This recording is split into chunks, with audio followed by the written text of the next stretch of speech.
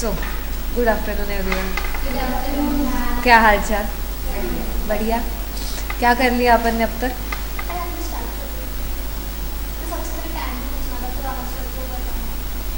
हाँ, क्या कर लिया अपन ने आज तक? डिपॉजिटरीज कर लिया ना। ठीक है, तो डिपॉजिटरी एंड हो गया। अभी थर्ड चैप्टर था, थर्ड चैप्टर डिपॉजिटरी था। अभी अपन स्टार्ट करें फर्स्ट चैप्टर से। क्या है first chapter? Securities contract regulation act 1956। कौन सा वाला?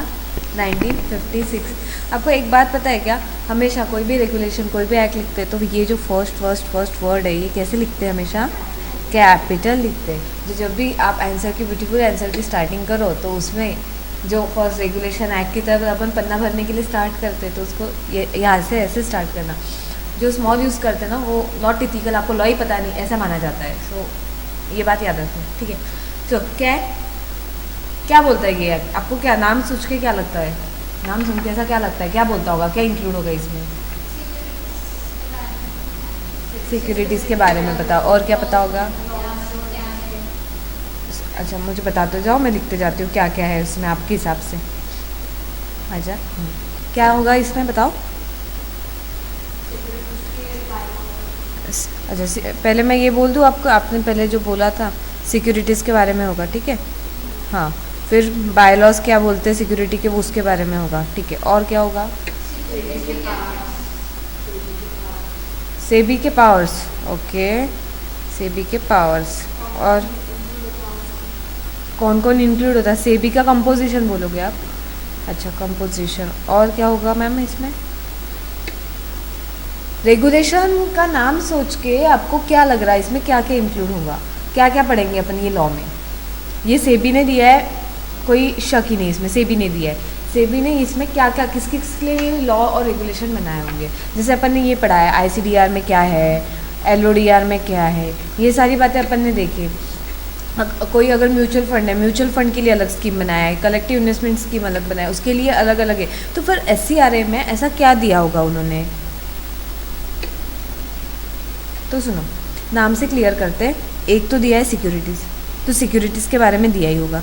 सिक्योरिटी कौन से इंक्लूड है, कौन से इंक्लूड नहीं है, किसको अपन कंसिडर करेंगे एज ए सिक्योरिटी, सिर्फ शेयर को करेंगे या सिर्फ डिबेंचर को करेंगे, ऐसी सारी बातें उन्होंने दी है कि सिक्योरिटी हम ये चैप्टर में, पूरे चैप्टर में, सेबी के चैप्टर में सिक्योरिटी कौन से कंसिडर करेंगे, ठीक है। ये पॉइंट हो गया। फिर सिक्योरिटी कॉन्ट्रैक्ट, क्या है सिक्योरिटी कॉन्ट्रैक्ट? तो अगर अपन जब एंटर होते, हर ट्रांजैक्शन में हम कॉन्ट्रैक्ट में ही एंटर होते हैं ना। जो भी हम ट्रांजैक्शन करते हैं वो इफेक्टिवली उसका क्या होता है, इफेक्ट कॉन्ट्रैक्ट में कन्वर्ट होता है। तो वो कॉन्ट्रैक्ट को हम कैसे वे से नजरिया करेंगे, मतलब किस वे से देखेंगे हम एक कॉन्ट्रैक्ट को? कब उसको कॉन्ट्रैक्ट मानेंगे, कब उसको कॉन्ट्रैक्ट नहीं मानेंगे? मैम कंट्रोल और उसको रेगुलेट करना है कि रेगुलेट। और ये सब ट्रांजैक्शन रेगुलेशन, ये सब रेगुलेट करने की रिस्पॉन्सिबिलिटी किसकी दी है? सेबी ने किसको दिया है? सेबी खुद ऑथराइज करता है क्या? नहीं करता है। तो उसने किसको रखा है उसके लिए? पहरेदार कौन है? स्टॉक एक्सचेंज पहरेदार है। स्टॉक एक्सचेंज पे क्या होता है? ट्रेडिंग होता है। और ट्रेडिंग होता है, ट्रेडिंग से ही मतलब ट्रेडिंग होता है, उससे ही क्या होता है? कॉन्ट्रैक्ट बनते हैं, ठीक है। तो कॉन्ट्रैक्ट को, और कॉन्ट्रैक्ट को ये क्या करते हैं अपन? रेगुलेट करते हैं, ठीक है। अभी हम क्या देख रहे हैं कि सिर्फ ये कॉन्ट्रैक्ट रेगुलेशन एक्ट, ये नाम कैसे पड़ा, ठीक है। अब आगे दे बताओ कितने स्टॉक एक्सचेंज है? बहुत, वैसे 23 है, बट यहाँ पे हम बात करेंगे यहाँ पे रिकॉग्नाइज स्टॉक एक्सचेंज कितने? रिकॉग्नाइज स्टॉक एक्सचेंज कितने? 2 है। एक कौन सा? बॉम्बे स्टॉक एक्सचेंज और नेशनल स्टॉक एक्सचेंज, ठीक है, ये भी पता है। अब हमको ये यहाँ पे ये भी बताया गया है, अगर कोई नया, अभी तो ये दोनों ही रिकॉग्नाइज्ड है, अगर फ्यूचर में ऐसा कोई जाए, किसी को इच्छा हुई कि हमको भी रिकॉग्नाइज स्टॉक एक्सचेंज बताए, रिकॉग्नाइज स्टॉक एक्सचेंज मतलब रिकॉग्निशन किससे आना चाहिए? हाँ, रिकॉग्निशन किससे मिलना है? रिकॉग्निशन किससे मिलना चाहिए? रिकॉग्निशन मिलना चाहिए सेंट्रल गवर्नमेंट से, तब उसको माना जाएगा अपन रिकॉग्नाइज स्टॉक एक्सचेंज। जब सेंट्रल गवर्नमेंट किसी स्टॉक एक्सचेंज को रिकॉग्नाइज कर देता है after the confirming terms and condition, फिर उसको क्या बोलते हैं अपन? Recognise stock exchange. फिलहाल के इंडिया में कितने रिकॉग्नाइज स्टॉक एक्सचेंज है? 2 स्टॉक एक्सचेंज है, ठीक है, इतना पता है। फिर अपने को यहाँ पे देखना है, अगर कोई स्टॉक एक्सचेंज जो रिकॉग्नाइज नहीं है उसको रिकॉग्नाइज बनना है तो वो एप्लीकेशन किसके देगा? एप्लीकेशन किस फॉर्म में देगा, फिर उसको कौन सी कंडीशन फुलफिल करनी पड़ेगी, फिर उसको प्रोसीजर क्या क्या होगी, ये सारी चीज़ें अपने को क्या किस में देखनी है, इसमें देखना है, समझा। फिर स्टॉक एक्सचेंज को अगर वो रिकॉग्नाइज बन जाता है तो उसकी पावर क्या क्या है, फिर उसमें ऑफिसर्स कौन कौन है, ये सारी बातें इसमें। अगर कोई ऑफिसर कॉन्ट्रावेन करता है कोई प्रोविजन तो उसके ऊपर क्या क्या कॉन्सिक्वेंसेस हो सकते हैं, ये सारी बातें भी हमको इसमें देखनी है। तो इसलिए उसका नाम क्या बना है, सिक्योरिटी कॉन्ट्रैक्ट रेगुलेशन एक्ट 1956, ये याद रखना 1956 क्या है, सिक्योरिटीज कॉन्ट्रैक्ट रेगुलेशन एक्ट 1956, ठीक है, क्लियर है। अब समझा नाम क्या है, नाम कैसे आया और क्या क्या पढ़ना है। नाम से रिलेटेड अपन, इसका फ़ायदा ये है आपको, ये मैंने इसलिए बताया, अगर कोई टॉपिक आया तो आप कंफ्यूज हो जाओगे कि इसमें एक्चुअली रेगुलेशन कौन सा अप्लाई है, बिकॉज देयर आर एक टॉपिक पे नंबर ऑफ रेगुलेशन अप्लाई होते हैं, ठीक है, नंबर ऑफ, तो आपको पर्टिकुलर पता होना चाहिए कि रेगुलेशन कहाँ अप्लाई होगा और इसका ईयर कौन सा है, 1956 कौन सा है, 19 डिपॉजिटरीज का कौन सा था, 1996, गुड। ये आपके नोट्स। अभी देखो सिक्योरिटी, पहले क्या जाता है अपन, सिक्योरिटी, ये SCRA में सिक्योरिटी का मीनिंग क्या क्या है, तो उन्होंने क्या दिया है, शेयर, पता है शेयर इंक्लूड होते हैं सिक्योरिटी में, स्क्रिप्ट्स मतलब शेयर का ही टाइप है, स्टॉक बंडल ऑफ शेयर, उसको क्या बोलते हैं अपन, स्टॉक्स। फिर बॉन्ड, बॉन्ड क्या है, बॉन्ड डिबेंचर क्या है, ये डेट सिक्योरिटी, ये क्या है, डेट सिक्योरिटी है। Debenture stock same, other marketable security. Derivatives, derivative एक शेयर का ही टाइप रहता है जिसको डेरिवेटिव्स कहा जाता है। जैसे अब आगे पढ़ेंगे डेरिवेटिव एक्चुअली होता क्या है, बट फिलहाल ये समझ लो ये शेयर का ही एक सब टाइप है और शेयर में ही इन्होंने खिलवाड़ करके रखा है, so it is one type of derivative. तो उसको शेयर को ही अलग, जब हम शेयर में ही ट्रेडिंग करते हैं तो उसको क्या बोलते हैं, डेरिवेटिव। डेरिवेटिव का आपके अभी नहीं बता रही हूँ, आगे चल के अपने को पढ़ना ही है डेरिवेटिव्स क्या क्या होते हैं। Unit of CIS, collective investment scheme. Collective investing का आपका पूरा चैप्टर है जिसमें आपको पता चलेगा हर एक जैसे जो कोई कंपनी है, कंपनी क्या इशू करती है, शेयर इशू करती है, तो कंपनी शेयर इशू करती है, वैसे ही और शेयर में क्या होता है, ओनरशिप होता है, ठीक है। वैसे ही जो भी कोई भी फंड हो, फंड क्या इशू करता है, यूनिट इशू करता है, और यूनिट क्या होता है, यहाँ का ओनरशिप होता है, ठीक है। जैसे कंपनी में शेयर होता है, वैसे क्या फंड में क्या होता है, यूनिट होता है, और यूनिट क्या रिप्रेजेंट करता है, ओनरशिप। तो हम यूनिट को भी सिक्योरिटी माना जाएगा, क्या माना जाएगा। और सिक्योरिटी किस फॉर्म में होता है, अभी सब कुछ डिमैटेरियलाइज फॉर्म। और हम सिक्योरिटी इसलिए कंसिडर कर रहे हैं क्योंकि एक एडवांटेज ये भी है, जैसे अपन ने डीमैट में देखा था, डिमैटेरियलाइजेशन में देखा था कि सिक्योरिटी क्या होती है, प्लेज होती है, हाइपोथिकेशन होती है, जिसकी वजह से अपने को क्या मिल जाता है, लोन मिलने में हेल्प हो जाती है। तो अगर हमको पता है कि सिक्योरिटी हम कौन से कंसिडर करेंगे तो उसके बिहाफ में हम लोन भी ले सकते हैं, तो ये अपना क्या हुआ, बेनिफिट हो। इसलिए भी हमको सिक्योरिटी क्या क्या कंसिडर होता है सेबी के पॉइंट ऑफ व्यू से, वो भी देखना इम्पोर्टेंट। सिक्योरिटी रिसिट पता है क्या, ये ना पूरा चैप्टर है, securitisation, reconstruction, financial information, security interest 2000। आपको इसका कंसेप्ट मैं एकदम बता देती हूँ, क्या है सिक्योरिटी रिसिट, क्या होती है। सुनो, फाइनेंशियल एसेट, जो भी बैंक्स है, बैंक्स क्या हो, बैंक्स में क्या होते हैं, बैंक्स लोन देती है, बैंक ने लोन दिया तो वो उसके बैलेंस शीट में कौन सी साइड में आएगी,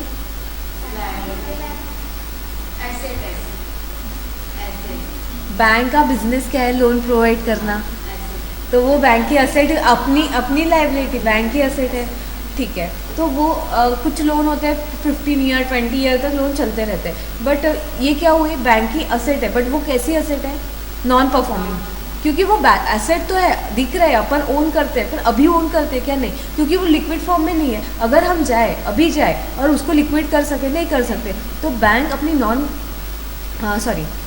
नॉन परफॉर्मिंग असेट को क्या करती है, एक इंस्टीट्यूट, एक कंपनी क्रिएट करती है, SPV भी बोलते हैं उसको, और ARC भी बोलते हैं, एसेट रिकंस्ट्रक्शन कंपनी। उसको वो सिक्योरिटी अरे बाप रे, वेलकम। उसको वो सारी जो नॉन परफॉर्मिंग असेट है वो किसको देती है, वो ARC को देती है, ARC कंपनी को देती है। और उसके बदले में ARC कंपनी क्या करती है, जितना भी उन्होंने असेट लिया है, नॉन परफॉर्मिंग असेट लिया है, उसका एक पर्टिकुलर परसेंटेज, मोस्टली 100% अपन ने ट्रांसफ़र किया है, तो उसका 80% कंपनी को पैसा अभी दे देती है, जिसकी वजह से क्या हुआ, जो नॉन परफॉर्मिंग असेट थी अब वो कन्वर्ट हो गई कैश में, और कैश भी कौन सी साइड में आती है, असेट साइड में आती है, और नॉन परफॉर्मिंग असेट भी कौन सी साइड में थी, असेट साइड में। और 20% 80-20 का मोस्टली रेशो होता है उसका, और उसके बाद वो कन्वर्ट हो जाती है। ठीक है, आपको ये नहीं समझा क्योंकि ये पूरा चैप्टर है, ये पूरा रेगुलेशन है, इसलिए समझने में थोड़ी दिक्कत जाती है, फिर भी मैं आपको एक डायग्राम के पॉइंट ऑफ व्यू से बता देती हूँ कि आपको ये समझ जाएगा। आपके चैप्टर में है क्या, नहीं इतना नहीं, इतना रेगुलेशन में नहीं, बट प्रोफेशनल में पढ़ना है अपने को, बहुत ढंग से पढ़ना ही है। सुनो, क्या होता है, बैंक है, बैंक ने बहुत सारे लोन दिए, तो ये बैंक की क्या हुई, बैलेंस शीट हुई। ठीक है, बैलेंस शीट हुई तो ये कौन सी साइड हुई, असेट, और ये लायबिलिटी। यहाँ पे लोन दिख रहा है 1000 करोड़ का, कितने ईयर तक है, 100 ईयर का लोन है। ठीक है, अब ये कौन सी असेट है, नॉन परफॉर्मिंग असेट है। कौन सी असेट है, नॉन परफॉर्मिंग असेट है। नॉन परफॉर्मिंग असेट है, इसलिए अभी उस कंपनी क्या करेगी, ये बैंक क्या करेगी, एक ARC क्रिएट करेगी। क्या करेगी, असेट रिकंस्ट्रक्शन कंपनी। और ये जो नॉन परफॉर्मिंग असेट है ये किसको देगी, ARC को। ARC क्या करेगी, इस असेट को यहाँ पे लोगों में, इन्वेस्टर में डिवाइड कर देगी, किस वे में, सिक्योरिटी रिसिट, सिक्योरिटी रिसिट के फॉर्म में उनको दे देगी, और उनसे क्या लेगी, पैसा लेगी। और वो पैसा ये उनको क्या देंगे, पैसा देंगे। जैसे कंपनी शेयर देती है, शेयर देती है, वैसे ही वो शेयर देंगी, और उनको क्या मिलेगा, इनके बदले में इंटरेस्ट मिलेगा, इंटरेस्ट मिलेगा। हाँ, ये पैसे देंगे और इनको ये पैसे के बदले में क्या मिलेगा, इंटरेस्ट मिलेगा। कौन देगा, ARC कंपनी देगी। और ARC कंपनी ये जो भी पैसा यहाँ पे कलेक्ट हो जाएगा वो किसको दे देगी, बैंक को दे देगी। मतलब यहाँ पे नॉन परफॉर्मिंग असेट कन्वर्ट हो जाएंगे किसमें, परफॉर्मिंग असेट में, किसमें, कैश आ जाएगी अपने पास। समझा, सिक्योरिटी इंटरेस्ट। और ये जो क्रिएशन हुआ है इसको क्या बोलते हैं, सिक्योरिटी इंटरेस्ट के ऊपर। और ये जो इशू करती है ARC कंपनी, इसको क्या बोलते हैं अपन, सिक्योरिटी रिसिट बोलते हैं। अभी समझा सिक्योरिटी रिसिट क्या होता है। और हमेशा मैंने आपको कल भी बताया था, डेफिनेशन किस कौन से सेक्शन में होती है, मोस्टली सेक्शन 2। जहाँ जहाँ आपको कोड दिया है मैंने सेक्शन 2, सेक्शन 3 डेफिनेशन के, मोस्टली मैंने डेफिनेशन के सेक्शन उड़ा दिए, बट जहाँ जहाँ सेक्शन 2 के डेफिनेशन है वो रख दिया। क्यों, क्योंकि आपको याद रखने में इंपॉर्टेंट हो। कभी कभी आप क्या करो, पढ़ते जाओ, जब रीड करो ना, आपकी सेकंड थर्ड रीडिंग हो, जितने भी आपको डेफिनेशन दिख रहे हैं सेक्शन 2 वाले या 3 वाले की, जो भी साइड बाय साइड नोट करते जाओ। ठीक है, गुड आफ्टरनून सर। ठीक हो, ठीक हो क्या, आप कैसे क्या आ गए, हाँ साथ ही नहीं आया आपके।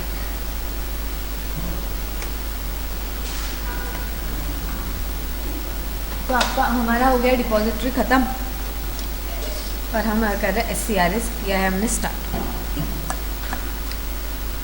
चलो, यूनिट्स, म्यूचुअल फंड अपने को पूरा चैप्टर पढ़ना है। तो मैंने आपको क्या बताया, जैसे फंड कंपनी में क्या होता है, शेयर होता है, वैसे फंड में यूनिट्स होता है। Units investment vehicle. आप क्या करो ना, साइड बाय साइड लिखते जाओगे क्या यार, उसमें आपको दूंगी तो नहीं, ठीक है मैं ही बना देती हूँ। एनी सर्टिफिकेट और instrument by whatever name call issued to the investor by the issuer being a special purpose destined entity।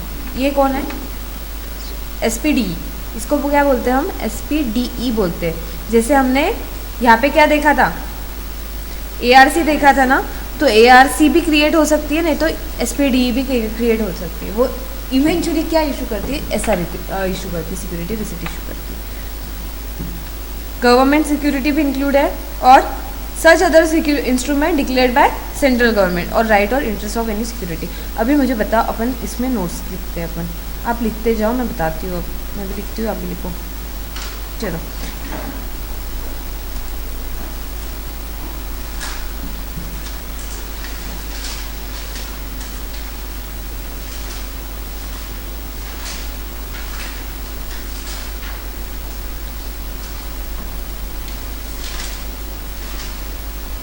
पहला क्या आ जाएगा, share, stock, debenture stock, bond. आप नहीं तो बाद में भी लिख सकते हैं, ऐसा कुछ नहीं, मैं अभी फटाफट लिख दूँ। हाँ, मैं ओनली पॉइंट्स लिख रही हूँ, आप ध्यान दो, बस मुझे बताते जाओ आप। यूनिट्स भी आ जाएंगे। यूनिट्स किसके आएंगे? म्यूचुअल फंड के भी आएंगे और सीआईएस की भी आएंगे, ठीक है। गवर्नमेंट सिक्योरिटी भी आ जाएगी, देन सिक्योरिटी रिसिट भी आएंगी। सिक्योरिटी रिसिट किसकी? एआरसी की भी और एसपीडी। इसको क्या एसपीडी हम कैसे बोलते थे पता है क्या? शेवपुरी, दहीपुरी शेवपुरी, उसको ऐसे भी बोलते हैं, डीपी एसपीडी ऐसे कोई, हाँ, शेवपुरी दहीपुरी एसपीडीपी। पुणे में जाओगे ना आप तो क्या सब जगह एसपीडीपी लिखा हुआ, उसका मीनिंग होता है शेवपुरी दहीपुरी। एसपीडी बनाओ। मैंने क्या बोल रही थी, आपको समझा क्या? चलो, और क्या है? Other specified security, debenture, debenture stock लिखा था अपन ने ऊपर। और क्या है? हाँ वो तो ठीक है, ठीक है, 5-6 हो गए, 5-6 हो गए। फिर ये बाद में देखते हैं अपन स्पॉट। अभी देखते हैं स्टॉक एक्सचेंज।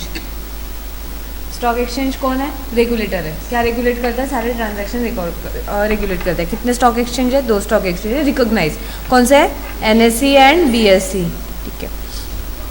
स्टॉक एक्सचेंज का मीनिंग अभी लीगल लैंग्वेज में देखो क्या है। Any body of individual weather incorporated और नॉट कॉन्स्टिट्यूटेड बिफोर कॉर्पोरेटाइजेशन, ये क्या उन्होंने किया है, एंड है वो यहाँ पे, एंड डिम्यूचुअलाइजेशन अंडर SCRA। तो अभी आपको ये 2 वर्ड के मीनिंग नहीं समझेंगे तो वो अपने को आगे डेफिनेशन में पढ़ने हैं, ठीक है। ये क्या है? पहला एनी बॉडी ऑफ इंडिविजुअल। अभी क्या देखेंगे अपन? Body corporate. Body corporate incorporate in a company act, same है। फॉर द पर्पज ऑफ, किसके लिए? Assisting, regulating, controlling of the business of buying, selling and dealing in securities. 2 चीज़ें क्या है? बॉडी ऑफ इंडिविजुअल और बॉडी कॉर्पोरेट, ठीक है। Body corporate under company है। किसके लिए बनी हुई है ये? 2-3 चीज़ों के लिए। Assist, regulate, control. क्या कंट्रोल करती है? Buying and selling of securities, ठीक है। और ये कॉर्पोरेटाइजेशन एंड डिम्यूचुअलाइजेशन, इसका मीनिंग अभी आगे पढ़ना है अपने को, डेफिनेशन है, अभी नहीं बताती। स्टॉक एक्सचेंज कंसेप्ट, कैसा कंसेप्ट आया ये पढ़ लेते हैं। Stock exchange constitute the primary institution of secondary market. Definition आएंगी, 1-2 पॉइंट जैसे याद रहेंगे वैसे ही याद रखना। इट्स नॉट इम्पॉर्टेंट, ये इम्पॉर्टेंट नहीं है इतना। क्यों? क्योंकि कोई स्टॉक एक्सचेंज पे आपको शॉर्ट नोट्स नहीं पूछेगा 5 मार्क के लिए। आया तो 2 मार्क के लिए आ जाएगा, बट उसमें आप भर के लिख सकते हैं। 1 पन्ना तक आपका इतना नॉलेज है कि आप स्टॉक एक्सचेंज को 1 पन्ना लिख सकते हो, पता है ना। ट्रेडिंग वाले लोगों को तो कोई बात ही नहीं है।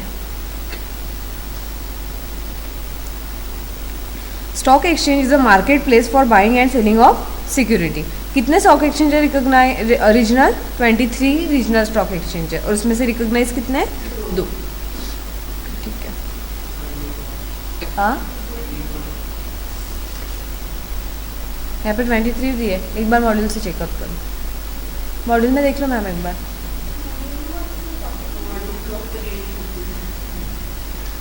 एक बार चेक कर लेते हैं मैम।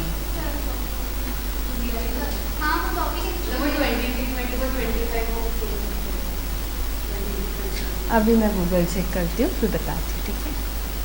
रिकॉग्नाइज स्टॉक एक्सचेंज, चलो कितने हैं? 2 है, BSE and NSE। Definition, recognise stock exchange किसको बोलेंगे? किसको, कौन रिकॉग्नाइज करेगा उसको? सेंट्रल गवर्नमेंट रिकॉग्नाइज करेगा। एप्लीकेशन, रिकॉग्निशन का एप्लीकेशन अगर कोई स्टॉक एक्सचेंज में देना है तो वो कौन से रेगुलेशन को फुलफिल करेगा? SCRA को फुलफिल करेगा। कौन से सेक्शन? सेक्शन 3-4 ऑफ SCRA क्या बोलता है? रिकॉग्निशन कैसे प्रोवाइड होगा? रिकॉग्निशन कैसे प्रोवाइड होगा? कौन सा सेक्शन बोलेगा? Section 3-4 of SCRA। Application shall be with following document. Copy of bylaw देने, आपको स्टॉक एक्सचेंज कॉन्स्टिट्यूट करना है, उसके बाद सेंट्रल गवर्नमेंट क्या करेगा, इंक्वायरी करेगा, एंड इफ़ ही सेटिस्फाइड तो क्या करेगा, रिकॉग्निशन ग्रांट करेगा। अगर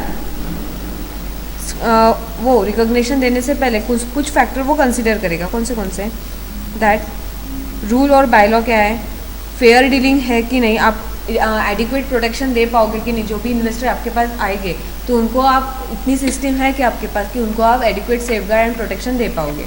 फिर आप जो कंडीशन वो दे रहे हैं, सेंट्रल गवर्नमेंट जो भी आपके ऊपर कंडीशन इम्पोज कर रहे हैं, जो भी एक्ट आपके ऊपर कंडीशन इम्पोज करता है आफ्टर बीइंग अ रिकॉग्निशन, तो आप इतने एबल हो क्या कि वो आप फुलफिल कर सको। ठीक है, ये भी वो चेक करेगा। और उसके बाद रिकॉग्निशन अगर दिया तो ये इंटरेस्ट पब्लिक इंटरेस्ट में है कि नहीं, वो भी चेक करेगा। सुनो अभी क्या है, आपको रिकॉग्निशन के लिए सेक्शन कौन से फॉलो करने हैं, सेक्शन 3 एंड 4 किसके फॉलो करने हैं, SCRA के फॉलो करने हैं। ठीक है, आपको किसको देना है, एप्लीकेशन देना है, आपको सेंट्रल गवर्नमेंट को एप्लीकेशन देना है। एप्लीकेशन के साथ आप क्या क्या दोगे, बायलॉज दोगे। ठीक है, और क्या दोगे,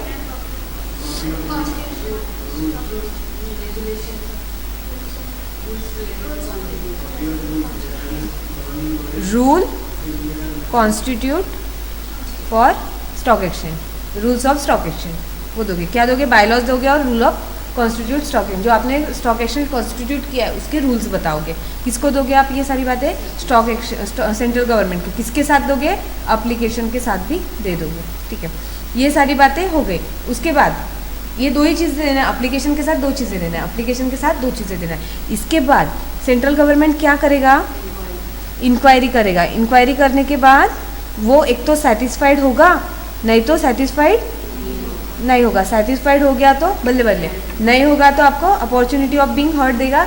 ये आपको मैं बता रही हूँ, without opportunity of being heard आगे आ जाएगा आपको। अगर सेटिस्फाइड हो गया तो ठीक है, पर सेटिस्फाइड होने के पहले वो कुछ कंडीशन देखेगा, कुछ आपने फुलफिल किए कि नहीं, तो वो क्या देखेगा, कुछ फैक्टर वो कंसिडर करेगा। फैक्टर ऐसा भी क्वेश्चन आ सकता है कि सेंट्रल गवर्नमेंट बिफोर ग्रांटिंग अ क्या रिकॉग्निशन कौन से फैक्टर कंसिडर करेगा, क्या क्या कंसिडर करेगा। फर्स्ट, आपके रूल्स एंड बायलॉज है क्या, सुनो आपके रूल्स और बायलॉज कैसे है, रूल्स एंड बायलॉज कैसे है। उसके बाद सेकंड क्या देखेगा, आप विलफुल हो क्या, विलिंगफुल हो क्या, कि किसके लिए, कंडीशन फुलफिल करने के लिए। उसके बाद थर्ड क्या चेक करेगा, आप रिकॉग्निशन पब्लिक इंटरेस्ट में है कि नहीं है। ये तीन चीज़ें वो चेक करेगा किसके लिए, रिकॉग्निशन देने से पहले। अभी क्या देखे अपन ने, रिकॉग्निशन का पॉइंट देखे। रिकॉग्निशन किसको देंगे अपन, जो स्टॉक एक्सचेंज को। स्टॉक एक्सचेंज एप्लीकेशन देंगे किसके पास, सेम किसके सेक्शन के 3 एंड 4 SCRA।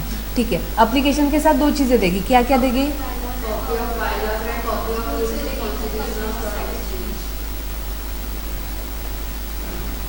ठीक है वो देगी। उसके बाद एक तो क्या होगा, सेटिस्फाइड होगा सेंट्रल गवर्नमेंट, नहीं होगा।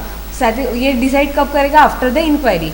इंक्वायरी में कौन से फैक्टर कंसिडर करेगा, वो 3 फैक्टर कंसिडर करेगा। फर्स्ट बायलॉज फॉर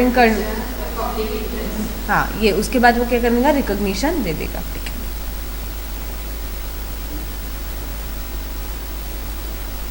रिकॉग्निशन देने के बाद पब्लिश करेगा किसमें, ऑफिशियल गैजेट में पब्लिश करेगा।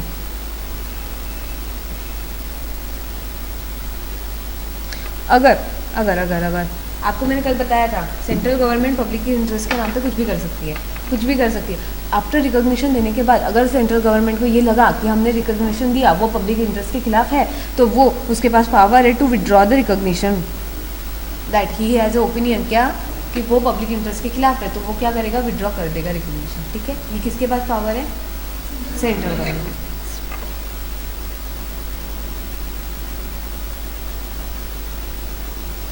पर अगर ये आ गया, सुनो ऐसा कुछ आ गया कि अगर for a particular central government ने एक स्टॉक एक्सचेंज को रिकॉग्निशन दिया, वो रिकॉग्निशन 5 साल तक चला। 5 साल में उन्होंने बहुत सारे ट्रेड किए, बहुत सारे एग्जीक्यूट किए, they are number of investor जो बन गए किसके, वो स्टॉक एक्सचेंज के। आफ्टर 5 ईयर के बाद वो क्या हुआ, उसको रिकॉग्निशन हटा दिया, विड्रॉ कर दिया, तो जो बिफोर के कॉन्ट्रैक्ट है उसका क्या हो जाएगा, तो उसको हम वैलिड ही मानेंगे। क्यों? क्योंकि वो टेन्योर में रिकॉग्निशन के हिसाब से हुआ है, वो अकॉर्डिंगली वो ट्रांसफर कर देते हैं अनादर रिकॉग्नाइज स्टॉक एक्सचेंज में। बट हम जो कॉन्ट्रैक्ट बिफोर एग्जीक्यूट हुए वो लेप्स्ड हो जाएगी क्या, उनको हम वैलिड नहीं मानेंगे क्या? ऐसा नहीं, वो वैलिड ही माना जाएगा। सो ये बात याद रखना। सो हमने इसमें क्या क्या बातें याद रखी, सुनो ढंग से लिख रही हूँ। मैं पहले अप्लीकेशन देना है, अप्लीकेशन के साथ दो चीज़ें, बायलॉज एंड रूल्स। रूल्स किसके? स्टॉक एक्सचेंज के बनाने के, ठीक है, ये पहला पॉइंट। उसके बाद सेंट्रल गवर्नमेंट क्या करेगा? इंक्वायरी करेगा। इंक्वायरी करने के बाद वो दो चीज़ें, सेटिस्फाइड और नॉट सेटिस्फाइड, ठीक है। सेटिस्फाइड होने के फैक्टर कौन से कंसीडर करेगा? तो 3 फैक्टर कंसीडर करेगा। कौन से? एक तो बायलॉज, विलफुल फॉलो कंडीशन, और थर्ड क्या है? Public interest. अगर हुआ तो central government have a right to withdraw the recognition. उसके पहले एक पॉइंट और है, हाँ, थर्ड, उसको क्या करना है? ऑफिशियल गैजेट में देना है, पब्लिश इन ऑफिशियल गैजेट में पब्लिश करना है। और क्या है? विड्रॉ का भी राइट है। विड्रॉ करने के बाद आपको क्या पॉइंट याद रखना है कि उसके जो पहले है ट्रांजैक्शन वो इनवैलिड नहीं रहेंगे, वो वैलिड ही माने जाएंगे, ठीक है। ये कौन सा है? पूरा पॉइंट 3 और 4 ऑफ SCR है, 3 और 4 SCR है। तो आपको क्या करना है? ये जो मैंने यहाँ पे सिनॉप्सिस बनाए हैं ये आपको घर जाके ढंग से बनाने हैं। हाँ, बाद में देती हूँ। चलो, अभी अपन ने ऊपर स्टॉक एक्सचेंज के डेफिनेशन में 2 टर्म पढ़ी थी, कॉर्पोरेटाइजेशन एंड डीम्यूचुअलाइजेशन। तो कॉर्पोरेटाइजेशन का मीनिंग क्या था? सुनो, मैं आपको बता देती हूँ। पहले कुछ स्टॉक एक्सचेंज जैसे शुरू हुए थे, मैंने आपको हिस्ट्री बताई थी स्टॉक एक्सचेंज कैसे स्टार्ट हुआ था। Bombay stock exchange the oldest stock exchange in India and always as well as Asia. So इनकी स्टार्ट ऐसे हुई थी, पहले कॉर्पोरेट वगैरह ऐसा कुछ नहीं था। नंबर ऑफ पीपल आए और उन्होंने एक क्या बोलते हैं, म्यूचुअली स्टार्ट कर दिया कुछ। तो ये it is not in the form of company और नॉट AOP BOI, कुछ भी फॉर्म में नहीं था। तो एक एसोसिएशन ऑफ पर्सन का एसोसिएशन बनके वो काम कर रहे थे। तो उन्होंने आफ्टर ये सब काम होने के बाद, रिकॉग्निशन होने के बाद, स्टॉक एक्सचेंज के ऊपर सारा चर्चा होने के बाद ये डिसाइड हुआ कि अभी जितने भी स्टॉक एक्सचेंज है जो एसोसिएटेड पर्सन है, पर्सन के एसोसिएशन में है, वो अभी कन्वर्ट हो जाएंगे किसमें? कॉर्पोरेट कंपनी में उनको कन्वर्ट करना इंपॉर्टेंट है। वैसे ही स्टॉक एक्सचेंज इनकॉर्पोरेट करने की पहली टर्म है, उनको कंपनी एक्ट के तहत होना चाहिए। कंपनी एक्ट के तहत होना चाहिए मतलब वो कंपनी होना चाहिए, कंपनी मतलब कॉर्पोरेट होना चाहिए, तभी उसके ऊपर क्या है? Company act apply. So every stock exchange पे क्या अप्लाई है? कंपनी एक्ट अप्लाई, समझे? फिर डीम्यूचुअलाइजेशन भी एक सेम पार्ट प्ले करता है। जैसे पहले क्या होता था कि म्यूचुअली ओन्ड एसोसिएट होते हैं और वो स्टॉक एक्सचेंज का काम करते थे, अभी उनको क्या करना पड़ा? बिजनेस में ट्रांसफ़र करना पड़ा। कोई नॉन प्रॉफिट ऑर्गेनाइजेशन था, अभी उसको क्या करना पड़ा? प्रॉफिट ओरिएंटेड रखना पड़ा। स्टॉक एक्सचेंज आप नॉन प्रॉफिट ऑर्गेनाइजेशन चल रहा है, इट्स नॉट डन। क्यों? क्योंकि बिजनेस का एक मोटिव क्या रहता है? प्रॉफिट अर्निंग, और प्रॉफिट मोटिव नहीं रहता तो उसको हम बिजनेस में क्लासीफाई नहीं कर सकते। इसलिए डीम्यूचुअलाइजेशन मतलब सेम, उसको कंपनी में, कॉर्पोरेट में ट्रांसफर करो, और उसका अगर कोई नॉन प्रॉफिट ऑर्गेनाइजेशन है, नॉन प्रॉफिट एसोसिएशन है, उसको किसी में कन्वर्ट करो, प्रॉफिट अर्निंग में, प्रॉफिट मोटिव में कन्वर्ट करो। सो सेम कॉर्पोरेटाइजेशन का मतलब भी क्या होता है? Converting organisation into corporate structure. Ma'am इसमें बोला है कि कंपनी में कन्वर्ट करो, और इसमें भी अगर आपका नॉन प्रॉफिट ऑर्गेनाइजेशन है तो वे उसको, ये दोनों का मीनिंग लगभग सेम होता है। बट इसमें क्या इन्होंने बोला है? कॉर्पोरेट के बारे में बोला है, जो कॉर्पोरेशन था उसके बारे में बोला है, और इसमें इन्होंने ऐसा बोला है कि म्यूचुअली ओन्ड जो एसोसिएशन होते थे उसके बारे में। जो जैसे यहाँ पे अपन ने स्टार्टिंग में क्या पढ़ा? नंबर ऑफ पर्सन मिलके 5-6 लोग पहले मिलके आपको बताया था, 5-6 लोग मिलके without any tag, without any कुछ भी एसोसिएशन नहीं, जॉइंट वेंचर नहीं, कुछ भी नहीं करते हुए स्टार्ट कर रहे थे उन्होंने स्टॉक एक्सचेंज का काम। अभी उनको कॉर्पोरेट करना इंपॉर्टेंट हो गया, मैंडेटरी हो गया, वो कुछ भी हो। और उन्होंने बोला है म्यूचुअली एसोसिएट, मतलब बहुत सारे लोग एसोसिएट होकर जो काम करते थे म्यूचुअली, और उनका मोटिव क्या था? सोशल मोटिव था उनका, विदाउट एनी प्रॉफिट अर्निंग, तो उनको चेंज करना पड़ा। ठीक है, पढ़ लेते हैं। Traditionally some of stock exchange in India were establish as a association of a person, AOP BOI भी बोलते हैं अपन इसको। आपने टैक्स में पढ़ा है क्या AOP BOI? हाँ, वैसे such Bombay Stock Exchange. Corporatization of a such exchange is a process of converting them into incorporate company. मतलब यहाँ पे आप एक सेंटेंस में लिख सकते हो एसोसिएशन को कन्वर्ट हो जाएगा कंपनी में.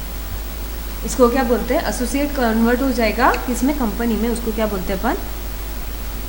कॉर्पोरेटाइजेशन. अब डीम्यूचुअलाइजेशन. Mutually owned association of a company owned by shareholder. In other words, transferring a legal structure of an exchange from a mutual form of business corporation form referring to demutualization. अभी मैं बताती हूँ.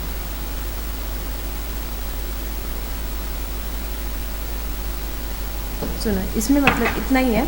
जो mutual owned है, mutual owned company associate है, associate को convert करना है किसमें? कंपनी में.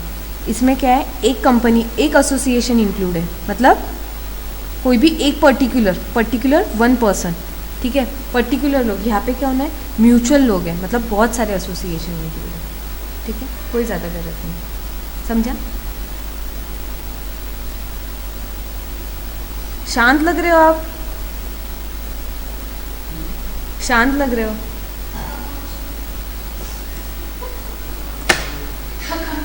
वो भाग जाएंगे अकाउंट्स के टाइम से. भाग रहे हो गया ना सर?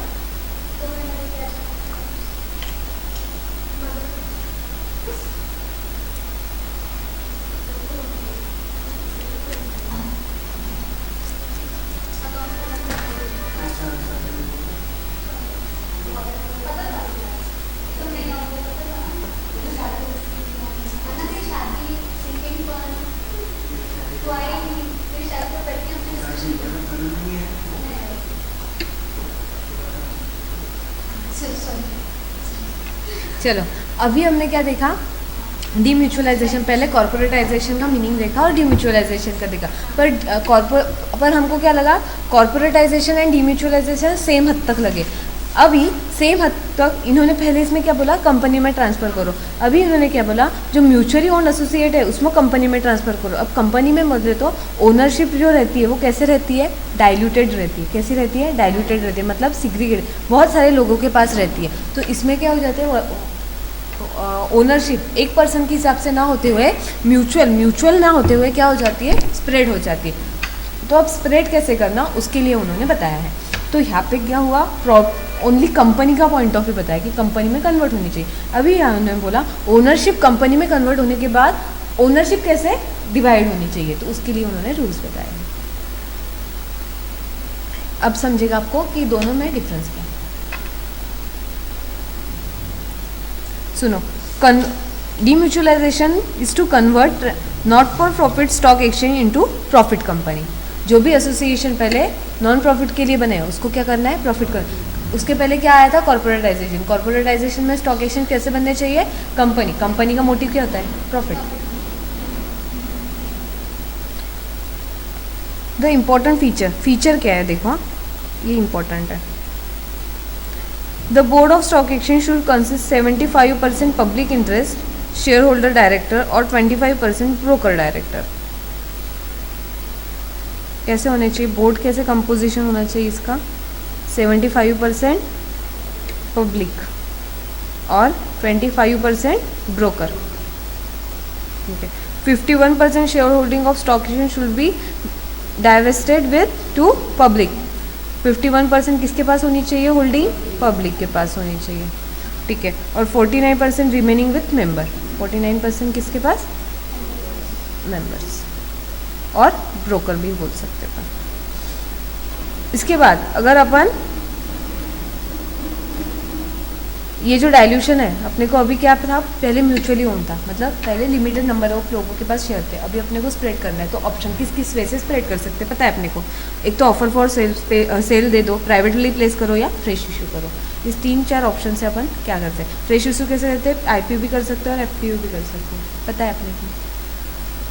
क्या बोला है उन्होंने? कॉर्पोरेटाइजेशन एंड डीम्यूचुअलाइजेशन देखा. कॉर्पोरेटाइजेशन मतलब एसोसिएशन कन्वर्ट हो जाता है किसमें?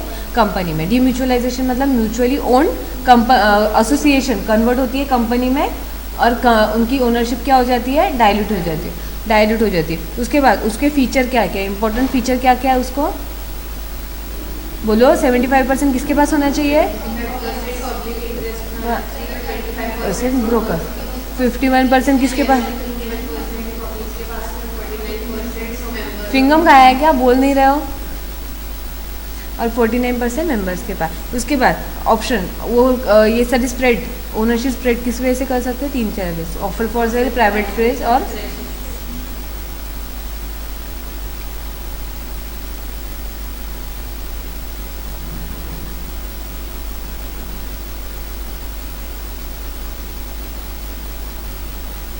क्या पढ़ा दूँ आपको फटाफट जो। चलो ये पढ़ा रहे थे लिस्टिंग का, बता दीजिए आप। तो लिस्टिंग वाला पॉइंट कवर कर देते हैं। लिस्टिंग वाला पॉइंट कवर करते हैं। लिस्टिंग मतलब, लिस्टिंग क्या होती है? स्टॉक एक्सचेंज में क्या एक कंपनी की security more than one stock exchange पे लिस्टेड हो सकती है क्या? हो सकती है। ठीक है, तो उन्होंने बोला अभी लिस्टिंग के हिसाब से कुछ बताया उन्होंने। जो भी कंपनी शेयर और डिबेंचर और एनी सिक्योरिटी इशू करती है तो वो लिस्टिंग के लिए किसके पास एप्लीकेशन देती है? स्टॉक एप्लीकेशन किसके पास देती है? स्टॉक एक्सचेंज के पास एप्लीकेशन देती है। किसके लिए? लिस्टिंग परमिशन के लिए। ठीक है,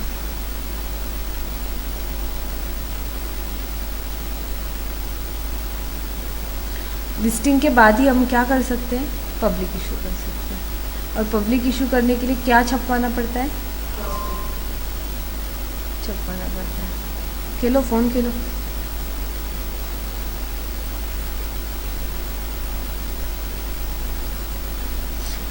पढ़ते हैं। Where prospectus states that application has been made for the share or debenture to be deal with one or more recognised stock exchange, such allotment will be void if permission has not been granted by the stock exchange or not granted by stock or each such stock exchange as the case may be before expiry of 10 week from the date of closing of subscription list। मतलब उन्होंने बोला है कि अगर आपकी company एक stock exchange पे listed है तो आपको पब्लिक इशू करने के पहले इनसे परमिशन लेनी पड़ती है। अगर उन्होंने पब्लिक परमिशन नहीं दी तो आप पब्लिक इशू नहीं कर सकते। अगर आपकी company more than one stock exchange पे लिस्टेड है तो आप कोई भी एक स्टॉक एक्सचेंज का परमिशन ले सकते हो। पर कभी कभी ऐसी कंडीशन आ गई कि आपको ऐसा इशू है जिसकी वजह से आपको इशू में स्पेसिफिकली बोला है कि ऑल स्टॉक एक्सचेंज की परमिशन चाहिए, तो उनको उस टाइम में आपको सारे स्टॉक एक्सचेंज की परमिशन लेनी पड़ेगी। अगर कोई भी एक स्टॉक एक्सचेंज में परमिशन नहीं दी तो आप वो इशू नहीं कर सकते। समझा हमने क्या बोला?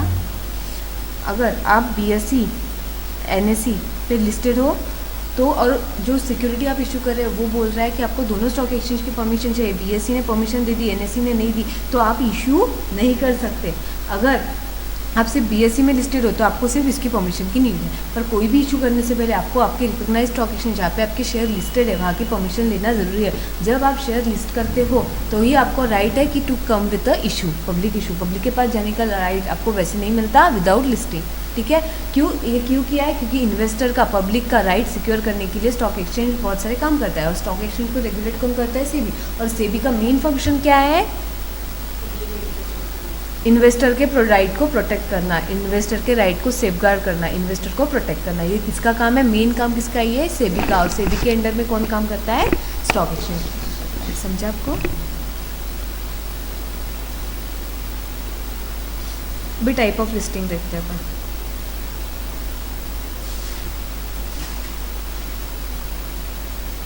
बताओ, इनिशियल लिस्टिंग क्या लगता है नाम से? फर्स्ट टाइम नाम से लग रहा है कुछ। जब फर्स्ट टाइम कोई भी सिक्योरिटी हम लिस्ट कर रहे हैं उसको क्या बोलते हैं? और कोई भी सिक्योरिटी लिस्ट नहीं होती। मैंने आपको तब बोला था टाइप ऑफ सिक्योरिटी अलग अलग लिस्ट हो सकती है। हर ऐसा इंपॉर्टेंट नहीं हर कंपनी की सारी सिक्योरिटी लिस्ट हो। कंपनी के ऊपर है कौन सी सिक्योरिटी लिस्ट करना, कौन सी लिस्ट नहीं करना। ठीक है, और जो लिस्ट है उसमें ट्रेडिंग होती है। फिर public issue, listing of public issue. बोलो। हाँ मैम, शेयर का सबका अलग अलग। जैसे शेयर प्रेफरेंस शेयर है तो 7% अलग, 8% सिक्योरिटी अलग, 9% अलग, तो 11% अलग। ये कैटेगरीज ऑफ सिक्योरिटी अलग अलग, इस पर आपको रजिस्टर हो। और इसका बोलेंगे ना, इसको 7% प्रेफरेंस शेयर को हम फर्स्ट टाइम इशू कर रहे हैं तो इसको क्या बोलेंगे अपन? फ्रेश इशू बोल रहे हैं। इसको बाद में करेंगे तो इसको क्या बोलेंगे अपन? इसको फ्रेश इशू नहीं बोलेंगे। क्यों? क्योंकि इसको मतलब इनिशियल नहीं है, सॉरी इनिशियल बोलना चाहिए मुझे आपको। इनिशियल मतलब फर्स्ट टाइम, इसको बाद में करेंगे अपन, इसको क्या बोलेंगे, फ्रेश, ठीक है। पर इसको अब करना है तो अब मैं बोलूँगी कि कंपनी ने एक बार इनिशियल कर दिया तो अब इनिशियल नहीं, अभी न्यू टाइप की सिक्योरिटी है ना, तो ये न्यू इनिशियल होगी, इनिशियल इशू होगी, समझा। आप तो गुरु हो यहाँ से, ये सिक्योरिटी के गुरु हो आप तो। चलो, listing for right issue. Right issue मतलब एग्जिस्टिंग शेयर होल्डर को जो भी अपन शेयर अलॉट करते हैं उसको क्या बोलते हैं, राइट इशू बोलते हैं। पढ़ा है ना, पता है ना आपको। उसको लिस्ट करते हैं तो उसको क्या बोलते हैं, listing of right issue. Bonus, bonus का मतलब भी बता देता है, capitalisation of profit through bonus issue. उसमें क्या हो जाता है, नंबर ऑफ शेयर बढ़ जाते हैं।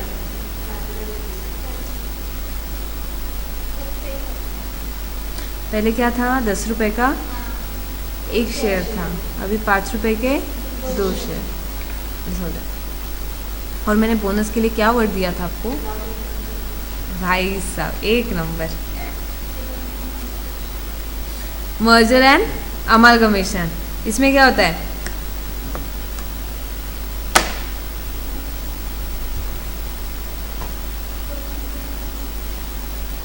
हाँ वो तो पता है, लिस्टिंग कैसे होंगी, उस लिस्टिंग किस बारे में बात की है।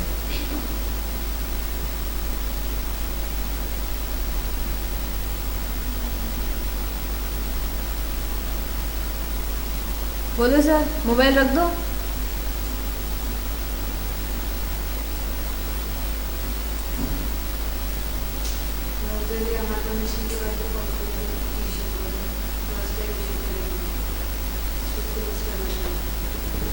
और कुछ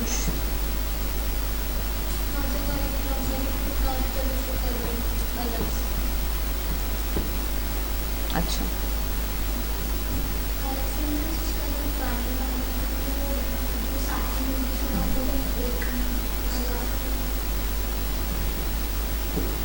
बोलो ऐसा कैसे क्या कर रहे हो, बोलो अदिति। सुनो, मर्जर अमालगमेशन में होता क्या है, एक कंपनी के शेयर होल्डर दूसरे कंपनी के शेयर होल्डर बन जाते हैं और उनको क्या बोलते हैं, उनके जो एग्जिस्टिंग शेयर होल्डर का जितना पार्ट है वो उनको न्यू कंपनी के शेयर में मिल जाता है और जो न्यू कंपनी के शेयर अलॉट हुए उसकी लिस्टिंग की बात होती है। समझा नहीं समझा। कंपनी ए, कंपनी बी, ये ट्रांसफरर, ऐसे नहीं लिखते अपन, रर, और ये री, ये इसमें ट्रांसफ़र हो रही है, ठीक है। अब इसके जो शेयर होल्डर है ये कौन के बनेंगे, बी कंपनी के शेयर होल्डर। अभी इसका जितना स्टेक ए में था उनको बी को भी देना पड़ेगा ना, उनका शेयर होल्डर देना पड़ेगा। तो बी जब अपने शेयर इनको अलॉट करता है, शेयर जो अलॉट करता है, इसकी शेयर की लिस्टिंग की बात हो रही है। आपने मर्जर अमालगमेशन पढ़ा है, ये पढ़ा है मर्जर अमालगमेशन में, अभी वो बाहर नहीं चलते, अपन पढ़ेंगे, बाद में बताऊँगी आपको। Merger amalgamation, acquisition, take over, इस सब में डिफरेंस है, ठीक है। तो कोई भी एक कंपनी के शेयर होल्डर दूसरे कंपनी के शेयर होल्डर बन जाते हैं, तो ये कंपनी क्या करती है, ये कंपनी में ये पर्सन के जितने शेयर है इसके 10 शेयर और करता था ए कंपनी के, तो बी कंपनी क्या करेगी, अपने कंपनी के शेयर ये पर्सन को 10 दे देगी, किसके बदले में, 10 शेयर के बदले में, जिसकी वजह से वो ए कंपनी का शेयर होल्डर था और जिस एक्विजिशन ए कंपनी अब इसमें समा गई, अब ये इसका शेयर होल्डर बन गया। तो अब ये तो लिस्ट ऑलरेडी थे, अब ये जो न्यू इशू करेगा 10 शेयर न्यू इशू करेगा, इसकी लिस्टिंग की बात हो रही है। समझा, समझा क्या। एडवांटेजेस देखो, लिस्ट करने के एडवांटेजेस क्या, एक तो पब्लिक इमेज बन जाती है, इमेज अच्छी बन जाती है कि कंपनी लिस्टेड है। फिर लिक्विडिटी इंश्योर हो जाती है, क्यों, क्योंकि कंटिन्यू बेसली आप ट्रेडिंग कर सकते हैं कहाँ, स्टॉक एक्सचेंज पे, तो आपकी लिक्विडिटी हो जाती है। फिर इंपॉर्टेंट इन्फॉर्मेशन डिस्क्लोज हो जाती है, जिसकी वजह से क्या है, इन्वेस्टर को डिसीजन लेना आसान हो जाता है। फिर better support from bank and financial institution, आपके सारे डिस्क्लोजर ऑन वे है, सब दिख रहा है, तो बैंक और फाइनेंशियल इंस्टीट्यूशन को प्रॉपर क्या ड्यू डिलिजेंस वगैरह सब करने में इतना दिक्कत नहीं हो जाती है, क्यों, सारा डिस्क्लोजर है, सब कंप्लायंस है, जिसकी वजह से आपको लोन्स और असिस्टेंस सब मिल जाता है। ये क्या है, बोर हो रहा है क्या? मल्टीपल लिस्टिंग, जो कंपनी का पेड अप कैपिटल 5 करोड़ से ज़्यादा है वो क्या है, परमिटेड है। किसके लिए? At more than 1 stock exchange पे लिस्ट होने के लिए और ट्रेड होने के लिए परमिटेड है। कौन सी कंपनी जिसका पेड अप कैपिटल कितना है, 5 करोड़ से ज़्यादा है। अभी क्या बताऊँ आपको,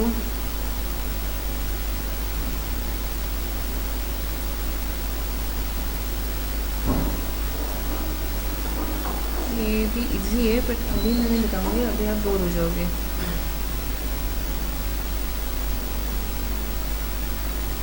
चलो ये बता देती हूँ। Power of recognise stock exchange, recognise stock exchange की पावर क्या है? क्या है उसके रूल? वोटिंग राइट के ऊपर कुछ भी रूल्स बनाने की पावर किसके पास है? स्टॉक एक्सचेंज के। रिकॉग्नाइज स्टॉक एक्सचेंज के देख रहे हैं हाँ।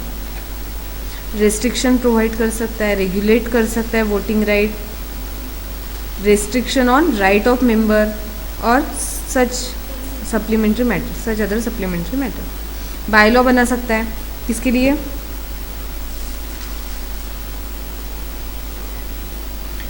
और ये बाय लॉ बनाने के लिए अप्रूवल किसका लगेगा?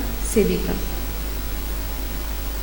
सुनो, 2 चीज़ें करता है रिकॉग्नाइज स्टॉक एक्सचेंज के, 2 पावर है। एक क्या है, वोटिंग राइट से रिलेटेड है, और दूसरा क्या है, बाय लॉज। बाय लॉज बनाने के लिए उसको सेबी की क्या लगती है? परमिशन लगती है। उसके बाद ही वो क्या कर सकता है, बाय लॉ बना सकता है। ठीक है, वोटिंग राइट में क्या देखना है उसको? रेस्ट्रिक्शन लगा सकता है, कंट्रोल कर सकता है, सप्लीमेंट्री मैटर पे भी कर सकता है, और मेंबर के अपॉइंटमेंट रिगार्डिंग भी वो क्या है, पावर है।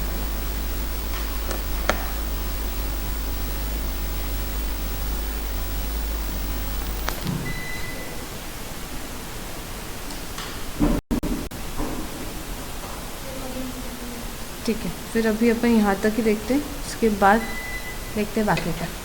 ठीक है, मिलते हैं कल, बाय बाय। इसको कंटिन्यू